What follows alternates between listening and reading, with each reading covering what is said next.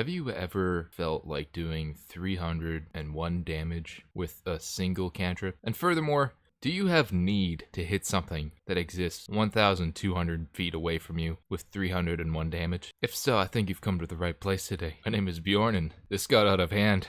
Alright, for real though, this is a build that was recently, I guess, requested actually by a subscriber. Thank you very much, Will. I'm not going to use your full name here, that feels inappropriate, but thank you very much for the suggestion here, and I hope that this satisfies what you were looking for. I'm going to say right now that this character does require multi-classing. It also does require a little bit of house ruling. If you can house rule a few things, this class, all of a sudden, you take it from a simple Eldridge Blast machine, and you can turn it into something a little bit more, have a little bit more utility, and I felt like it fit in well, pretty nice into that the Cyclops feel, with how he's able to bank and arc shots off of things. But of course, if you're not looking for Cyclops, this character could very fit well into like that Goku with if you want a Kamehameha from anything, like this is a fucking build for you. So as we can see here, this is what I end off with: a Celestial Warlock of level 6, an Arcane Archer Fighter of level 8, and a Divine Soul Sorcerer of level 6. Now, because of all these classes, there are some multi-classing requirements. The Fighter will be a Strength or Dexterity of 13, and for the Sorcerer and the Warlock, it will be a Charisma of 13. The background choice is up to you. I'm going to say right now too, don't play Goku, don't play Cyclops, create something of your own. This is just something that could be a playstyle akin to them. Make up your own backstory, it's so much more satisfying. Mainly with this scholar background, we gain Persuasion and Religion, and 2 languages of our choice. Now, as for the race I mentioned earlier, we will be going with an ASMR. We're going with the Scourge ASMR. This is going to give us a Charisma +2 and a Constitution +2. The main thing we're here for is the Radiant Consumption. So for 1 minute, we will burst with Radiant Energy. Essentially, we'll be able to add an additional 20 damage into a single hit at level 20. And there's also a pulsating AoE. I don't actually add in any of the AoE damage that we're dealing to that 301 damage, because if not, this could get out of hand really quickly. Like, the 301 is the baseline single target, and if you happen to AoE anything, that's just bonus. So we are going to start off with the Celestial Warlock. Honestly, not bad. I took this for one thing. I only took this for the Radiant Soul at level 6 here. This is going to just increase that Radiant consumption damage by our Charisma modifier, so for us it will be a +5, but beyond that, there's not much reason to take this besides the Warlock, Eldridge Blast, and other abilities. First level, we do gain History and Intimidation for some skills. I'm leaning this character towards being a leader and trying to fit into that role. We also gain Healing Light. This is a nice little healing ability, so you're probably going to be healing a little bit more of this character, which is fine. I'm not so sure that this character is exactly a full set healer, but there's a lot of healing potential with this character. At second level, we get to choose some invocations. The first 2 that we're going to be going with is the Agonizing Blast, adding our Charisma modifier onto each Eldritch Blast that hits, and then we also take the Eldritch Spear. This is what's going to give us some insane range later on. We take and we go ahead and get 300 feet of that, and then at 5th level, we do gain another invocation, and I've decided to take Repelling Blast because fuck anything getting close to us. Now, at 3rd level, the Pact Boon, it doesn't necessarily matter what you take. I would recommend looking at the Pact of the Tome for this character. I like it because we gain the Guidance cantrip, and I like Guidance because I feel like it puts you into a leadership role where you can be guiding people along. And at 4th level, this is where we're going to choose our first and mainly the only feat that we really need for this character is the Spell Sniper. This is going to increase the range of any spell attack we make, so that 300 feet Eldritch Blast becomes 600 feet. So that's 2 football fields already. And then the other thing that we gain with this is that we ignore half cover and 3/4 cover, so this is very, very useful. And again, of course, at level 6, we gain our Radiant Soul. This is going to help us a little bit out with a bit more damage that we're going to be able to deal. And that's it for the Warlock. Not too much that we needed from them. The main thing I'm going to mention with them, though, is that the Eldritch Blast cantrip, I've met people that don't realize that cantrips level up with your total level, not your class level. So even though we are only going 6 base levels into Warlock, we're still able to, at level 17, gain full benefits of the 4 Eldridge Blasts. Moving on though, we are going to go ahead and look at the Arcane Archer. It doesn't particularly matter which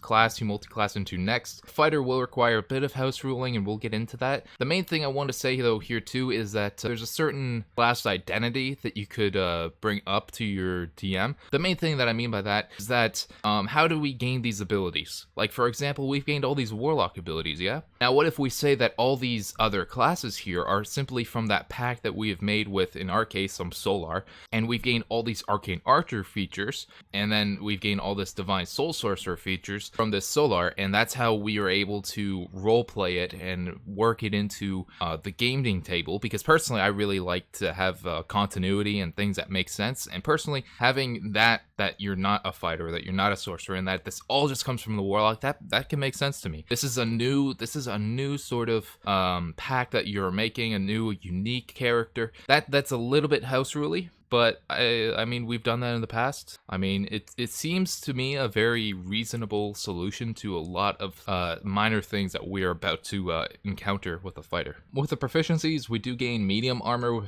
coming into a fighter, so make sure to use half plate when you can. We do gain a fighting style of choice. Go with defense. We're not going to be gaining archery. With this character, how it's going to work is that I plan on using the arcane shots, enhancing the Eldridge Blasts. So we end up using one of our charges for arcane shots to give it a little edge, a little utility, a little something more that we're looking for. There's certain rulings that we're going to have to make, if not it'll become broken. First level, we also gain second wind. This is going to be a d10 plus 8, so, not a bad chunk of health for yourself. Mainly though, at second level, this is when we gain action surge. This is going to help us out a lot with being able to crank out 301 damage. And then at third level, we get to choose our martial archetype. We go with the Arcane Archer. Now, just a reminder, so we only gain 2 uses of these shots, so that's a nice little effect to keep in mind here while we're moving forward. With that in mind, we're going to come down here and look at the arcane shot options. I've decided to go with Seeking Arrow, Bursting Arrow, and Piercing Arrow. Each of them has their own unique utility, some extra damage, and some AoE. So the Seeking Arrow, I like this because it adds that sort of that feel that we're able to bank and arc shots around corners. Perhaps we just seen an enemy, they're ducking out of sight, they're waiting for us to come around the corner. We're like, fuck that. We're just gonna bank an Eldritch Blast off of the sides of a wall or something, and we're gonna be able to hit them from behind total cover. And I really like this. Seeking Arrow is a nice, unique, little flavorful thing. It really depends. You're gonna have to talk to your DM that if each Eldritch Blast that you send hits, that might be a bit overpowered, because like the Seeking Arrow is 1 arrow, for example, but Eldritch Blast, when you cast it at 20th level, is just 4 beams. Personally, I don't mind, but your DM, someone else might mind. Each of these shot options you're going to need to discuss with your dungeon master and work it out before you start playing, because it would be very, very disappointing for you to get in, have some sort of expectation, and then to be shot down, and that's going to leave negative feelings towards your dungeon master that shouldn't be there. The main thing I will mention though, again, we do an additional force damage with this shot. I'm going to say that only happens once. That's not a per beam. A per beam, all of a sudden, you're dealing additional hex damage. A lot of hex damage. That is not cool. So I would say that only goes off once. I don't mind each beam hitting. Best of luck working that out. And then Bursting Arrow, for obvious reasons. This is an amazing arcane shot option. We're able to deal additional 2d6 force damage as an AoE effect. So now, not only do we have that radiant consumption area of effect around us, we're going to be able to add in a little bit of like our energy and our hatred and push that out into the world through our eye sockets in this case. It's going to do a bursting, explosive Eldritch Blast. And again, this is something that I feel will only go off on one of the Eldritch Blast beams. This is because, again, if all of a sudden you're doing on each beam, it goes from a 2d6 to an 8d6. So it can get out of hand. And then finally, 7th level, we do gain another shot option. I've decided to go with Piercing Arrow here. This is because Cyclops likes to punch through mountains sometimes. I felt like this is the closest thing that we could get to it. It says that we shoot an arrow that harmlessly passes through objects, ignoring cover. I agree with it ignoring cover, but I don't agree with it harmlessly passing through objects. I want this ability, have it so that it just fucking annihilates whatever it's going through. I just want that whole feel of like, there is obviously going to be risk and reward with this. If you're doing this inside of a cave, you know, rocks fall, everyone dies, so there's risk to it. But I think this could be a really powerful, really fun ability to have. Again, with the 1d6 as well, keep that to 1 beam. Again, like, we don't want to be abusing these abilities here. And with that, that finishes off our Arcane Shot options. For the 4th level ASI, I've decided to I'm trying to get my Charisma up as high as possible. 5th level, we gain extra attack. This doesn't really matter for us. We can't Eldridge Blast and then extra attack Eldridge Blast. That isn't how the game works.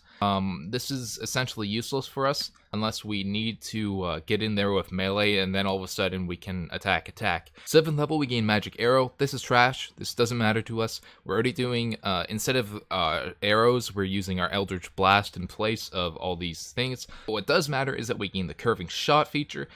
This is so that whenever we miss with an attack roll, so in our case an Eldritch Blast roll, we are going to be able to redirect that blast and possibly hit another target within 60 feet. And then for my 8th level ASI, I've decided to increase more scores. Instead of intelligence for this, now that I don't need it, I'm probably going to go with constitution, because I want to be hardy as hell, and I don't want to die to my own radiant consumption. And that finishes the Arcane Archer.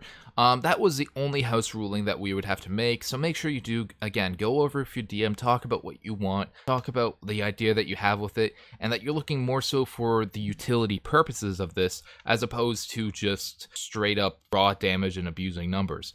And then moving out of the fighter, we do go into the Divine Soul Sorcery.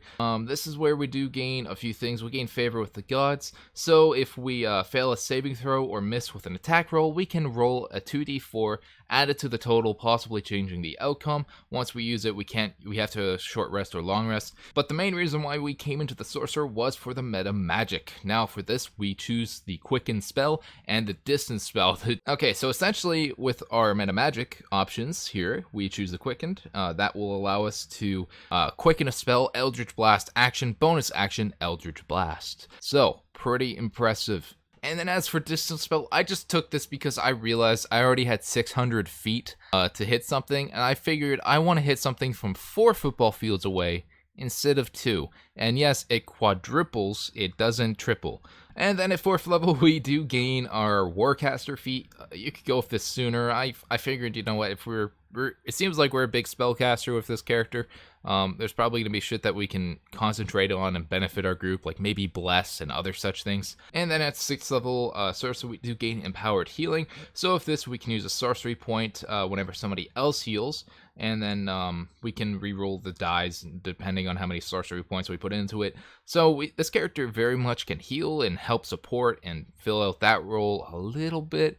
But I'm leaning more towards this character being an insane damage dealer. So that ends off the class leveling, the ideas behind it, and let's look at how we are able to go ahead and take this Eldritch Blast and maximize it, deal 301 points of damage. Alright, so as we can see here, Eldritch Blast at level 20, we're going to be doing a 4d10 plus 20. This is because each Eldritch Blast, we're going to have 4 of them, and each of them will do a plus 5 for our Charisma. Our Radiant Consumption, we can do this, we can hit once. It's going to be 20 plus 5, thanks to our Radiant Soul. And we are also going to be able to hex something beforehand. That is going to be a 1d6 per hit from the Eldritch Blast. So keep that in mind. And then all of a sudden we have, if I'm assuming you have, in fact, been able to work it out with your DM, that you can use this house ruling.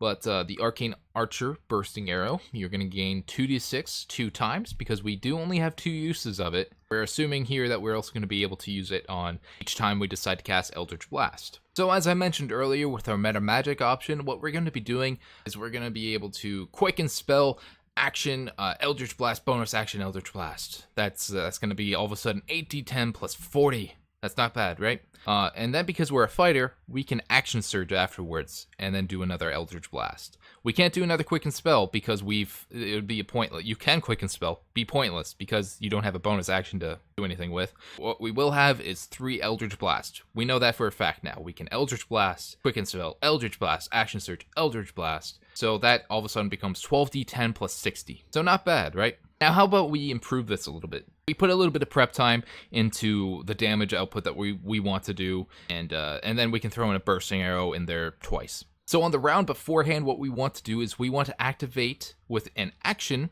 our Radiant Consumption. The main thing I wanted to keep in mind here too with Radiant Consumption is that because of us doing, we get a +5 to Radiant damage, that Radiant damage that we're doing to ourselves goes from a 5 to an 8. This is because that AoE pulsating that we're doing goes from a 10 to a 15, and we round up whenever we deal damage with that ability. So that means we're taking 8 damage every time this is going. Regardless, I digress. We cast our action, Radiant Consumption, and then we pick our target, we pick our big bad, and we cast Hex on them. And so that's our turn. We're ready. We're fucking getting ready to Kamehameha, motherfucker. Our next round of combat, assuming our group has protected us and we're not dead on the ground, that's when we go ahead, quicken spell, add Eldridge Blast action, bonus action Eldridge Blast, and then all of a sudden action surge Eldridge Blast, getting off those 12d10 plus 60, and then at the same time, you can work it in between whichever one of those. Throw in 2 bursting arrows. That's going to be 46 on top of it. It's not an insane amount, but it's there. But also with the Warlock Hex, that's 1d6 per Eldritch Blast hit. So we're also going to be throwing in 12d6s in there as well. I'm assuming you're hitting here and that you're going to be rolling for max damage. So what does this look like? Well, what this looks like is this. So all of a sudden here we have a 12d10 plus 60 plus 12d6 from our Hex, plus 4d6 from our Bursting Arrow, plus 25 from our Radiant Consumption, 120, 60, plus 72, plus 24, plus 25, 301 maximum damage. Again, I'm not taking into AoE damage here. You like this right here, this can escalate really far. And also you could be doing Radiant Consumption damage to anything around you. I suggest getting the fuck away from everything though. That's how we're going to be able to do 301 damage within one round of combat with a little bit of prep time. Holy shit, that was something else. Like, I wasn't expecting to be this invested in an Eldridge Blast fucking Warlock ever, but here I am. I really hope that this really helped you, Will, what you're looking for with a Cyclops feel. I know you mentioned a little bit of homebrewing. I didn't really feel like I wanted to house rule things personally, because that way I feel like maybe more people would be able to get away with it, you know? But I hope that this was what you're looking for. But yeah, thank you for the suggestion. This was very fun. I hope other people enjoyed this. I hope people were inspired. If you liked this video, if you liked the character build, please consider leaving a like, commenting, subscribing, what you felt about it. And yeah, thank you so very much, all those who've subscribed, and have a lovely day. Bye-bye.